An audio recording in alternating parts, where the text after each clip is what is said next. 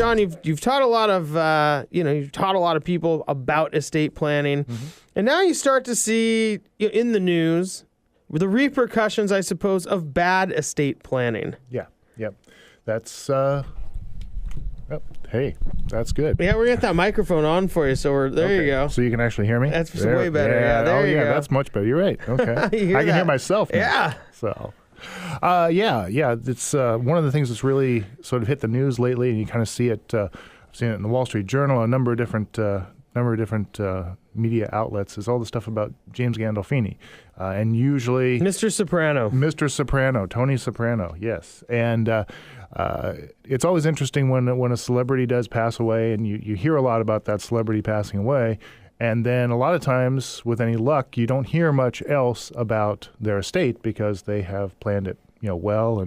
And you would think that wouldn't be an issue because generally they have quite a bit of money, so you can hire the best advice, as you were talking about, in your opening monologue and everything. So there wouldn't be any problems. But sometimes, and sometimes there may be personal reasons for why you're doing it in a particular way, but sometimes things just don't work out all that well, and sort of and then you get a lot of publicity about what went wrong or what isn't optimized, I guess.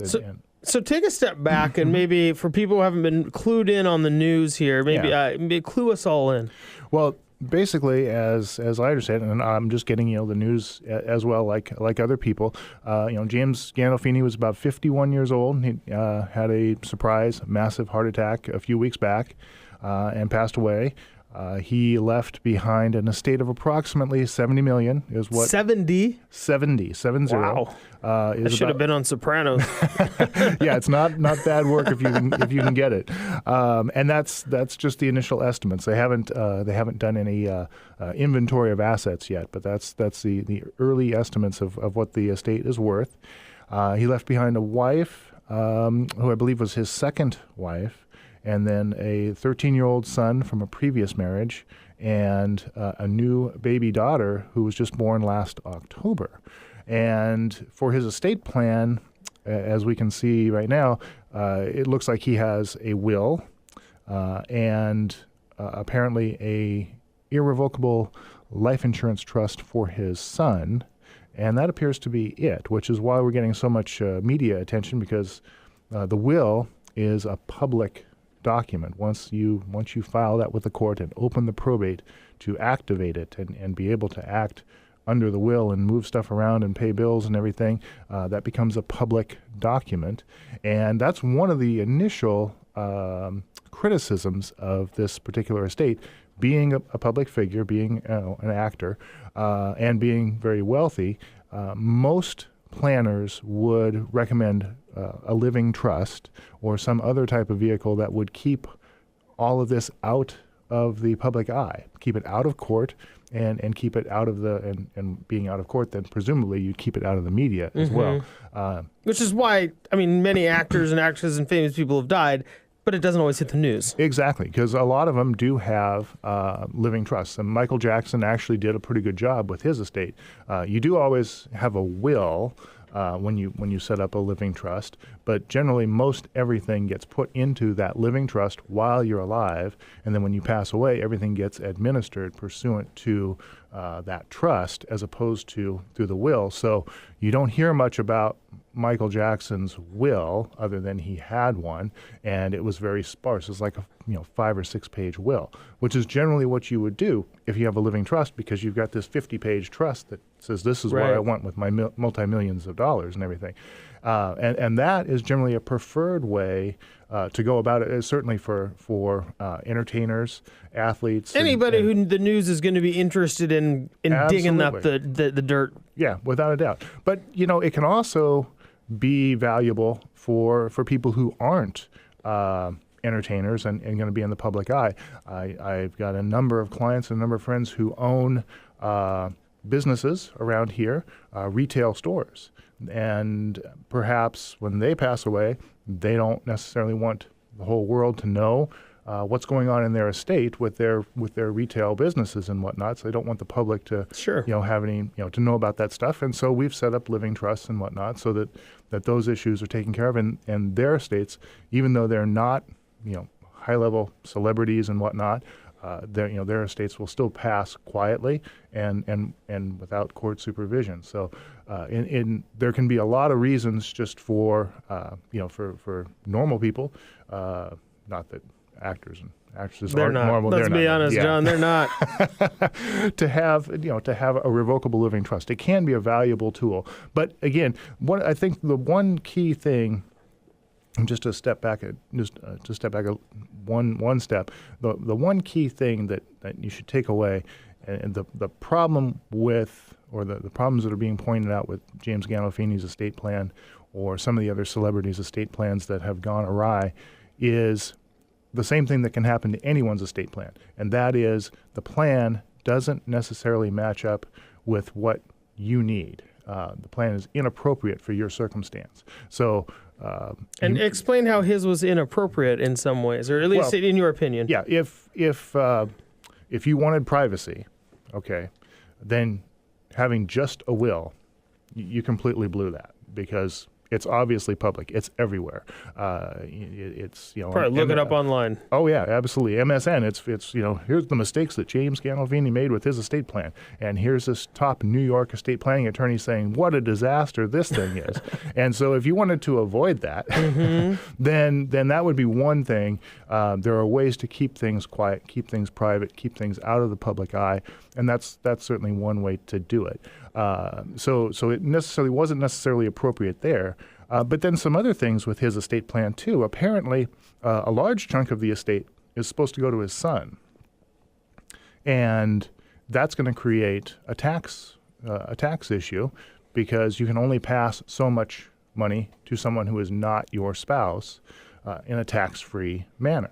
And we're talking $70 million or whatever. There's a lot of taxes to be paid. Yeah, and apparently the way this estate was planned, by the time it's all said and done, the estimate is about $30 million is going to wind up being paid over to the government out of the 70s. That's a pretty hearty chunk of his estate that's going to wind up being paid in taxes.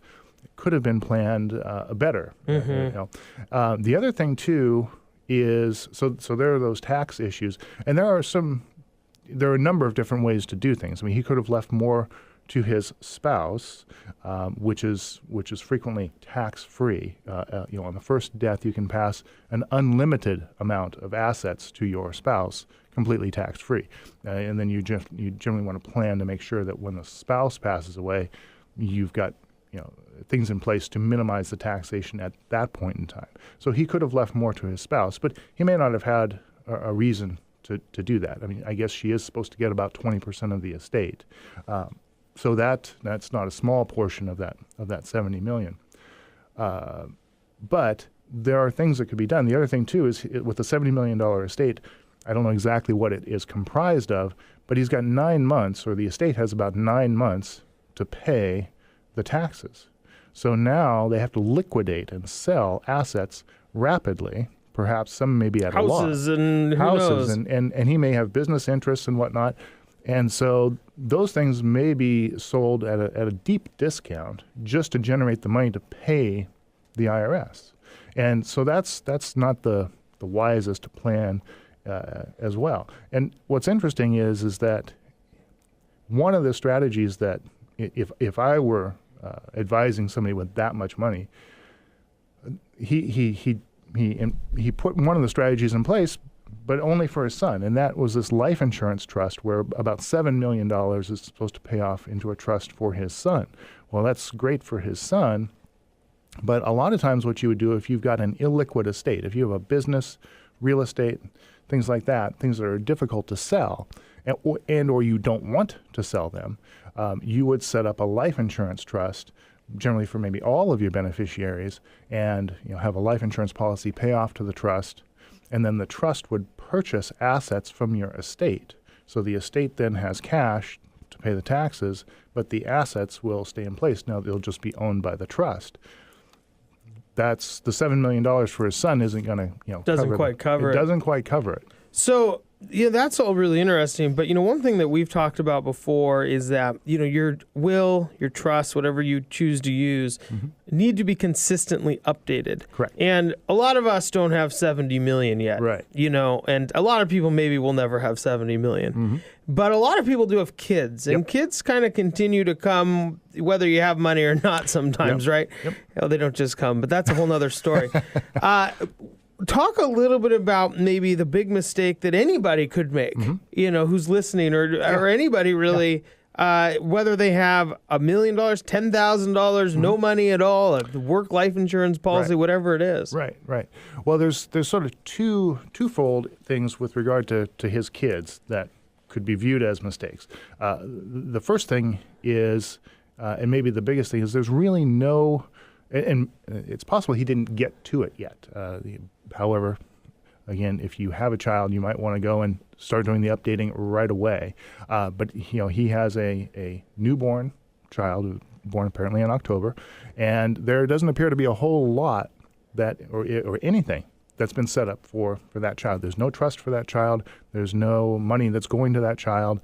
Presumably, the money will go to the child's mother, but it looks like that money will go outright to the mother. And so what is a common problem with a circumstance like this is the mother will probably remarry at some point. And there may be influences from the new spouse and whatnot. And so money may not actually wind up with his daughter. Money may wind up in the hands of a new spouse's kids, at the end of the day, that he never ever intended. So the fact that there wasn't anything really put in place for that child, could cost that child an awful lot in the end. And I see this all the time, and I because there's so many second and third marriages and mixed families with kids from previous marriages, and it is so common that one spouse will say, "I'm going to leave everything just outright to my new spouse because I completely trust my new spouse will do exactly what we want to do. We treat everybody equally," or whatever it might be.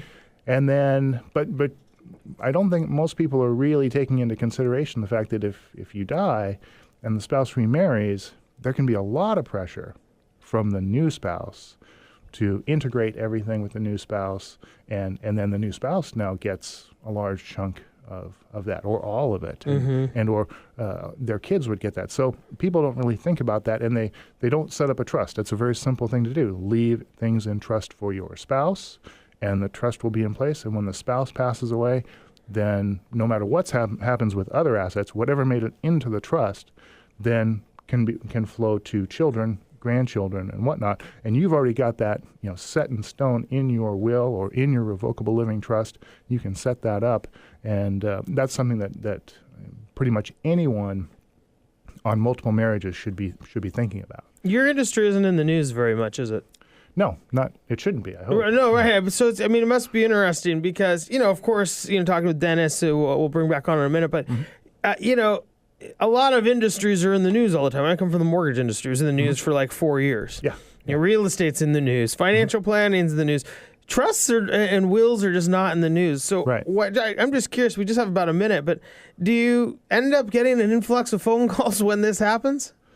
Do people start? Believe it or not, no, because it's not very sexy. I mean, that's probably why you don't hear about it much. Trusts and this type of stuff aren't very interesting. Not like mortgage fraud. Not like mortgage fraud. Yes. Well, what is sexy is, can I get a 2% mortgage? People are like, wow, if I can do that, then I'm jumping all over that. Right. But people don't think about, well, if I plan my estate properly, in 25 years when I'm gone, everything will work right. I mean, people. I think it's one of those things, no matter what hits the news, it's something you can always put off to another day.